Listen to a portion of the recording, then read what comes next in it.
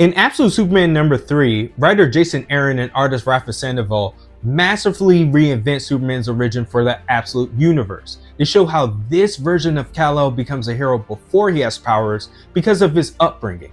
Apparently, Kal's biological parents are just as capable of raising a hero as his adopted parents, the Kents, were. This issue also furthers the series' theme of how classism, fascism, censorship, and anthropocentric views harm society. As established in previous issues, Kal's parents Jor-El and Lar-El were outspoken scientists that were outcast by Krypton's elite for openly criticizing Krypton's government, the Science League. This instilled a natural affinity for originality, truth, and justice in Kal and made it harder for him to thrive on Krypton, a fascist scientocracy. Kal's slowness and incoordination combined with low grades lessened his chances of joining a guild and climbing the social ladder of Kryptonian society.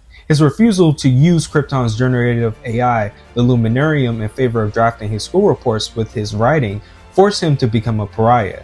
To be fair, Gen Zers who use ChatGPT on all their papers will find Kal strange too.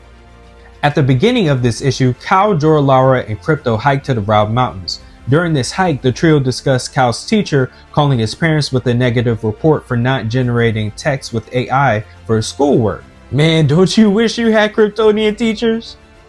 Despite Kal fearing that his parents would be upset with him for not doing well in school, they expressed they were proud of him for following his passions, writing and journalism, a clear connection to his mainline counterpart. They warned him that following the path of a journalist would be arduous. Krypton's government, the Science League, enforced strict censorship laws. After that, when Jor mined the rock of the mountains and a green gas oozed out of the surface, it was unveiled that this family excursion was actually a research trip. Jor needed samples of kryptonite for research he intended to bring to the Science League to warn them that Krypton was dying. While Jor gathered the data for his research, Lara was building something off-panel. They were preparing to leave Krypton. After Kal spied on his parents working, trying to understand why they'd been so consumed with work lately, Krypto alerted him to dead wildlife with green gas emanating from their burning carcasses. This prompted Kal to roam the Redlands, the rural farmland of Krypton in which his family lived, to see Kryptonite's deleterious effects on the environment. Kal took note that it made sense the lower caste laborers of Krypton were the first to feel the pains of the world's imminent destruction. A week later, Kal went on a field trip to the Science League in Krypton's capital city, Kandor. While on the train to his destination, he sat alone writing a report of what he'd seen in the Redlands. During his ride, he and his classmates witnessed Kryptonite's disproportionate impact on laborers. When the students arrive at the Halls of Wisdom of the Science League, it's apparent that the clerics, the folks that make the organization's body, are mysteriously gone. Suddenly, Kal sees Jor being dragged down the hall by several security guards. The Law Guild charged him for heresy after presenting his research about Krypton dying. Jor advised Kal to run and tell his mother what had happened to him.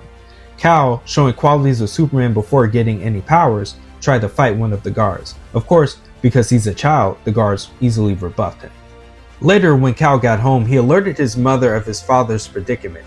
Lara rushed into action and put on the suit Kal wears in the present and grabbed the lava gun. I'm not sure why she couldn't get the job done with the regular laser gun that aliens usually use, but the excessiveness is dope.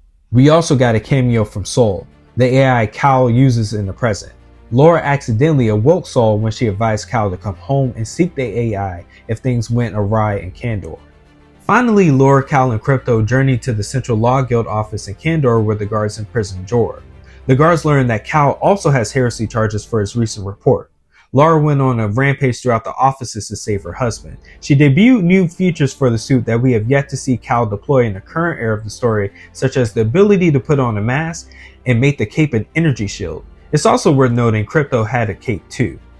While searching the offices of the building, the family discovered that it was vacant. Krypton's ruling class had disappeared. Kal, using a password he obtained from a guard his mother murdered, found the clerics had built a ship to move Krypton's ruling class off-world. I wouldn't be surprised if Jason Aaron stole this plot point from Elon Musk's diary. After coming home, Kal revealed to his parents that he already knew what they would tell him. Krypton was dying and they planned to ship him off-world alone with Sol in the suit his mother built as a kid. I presume he meant the one she had on. Lara, refusing to be the dead mother in another superhero origin story, revealed the gigantic spaceship she had been building. She and Jor intended to gather their family and community on the ship to survive the death of Krypton. Following the ship's unveiling, Jor discovered an anonymous report released from the Central Law Guild office in Kandor detailing the imminent end of Krypton. I wonder who could have written that piece. Lastly, we see Martha Kent, the woman who is Superman's adoptive mother in the main universe, withering away at a senior home on Earth. The nurses mentioned that despite Martha's record saying that she was childless, she kept asking for her son. While lying beside a picture of her, a black-haired boy that looks like Kal, and someone I presume to be Jonathan Kent, she asked for her boy to fly back to her.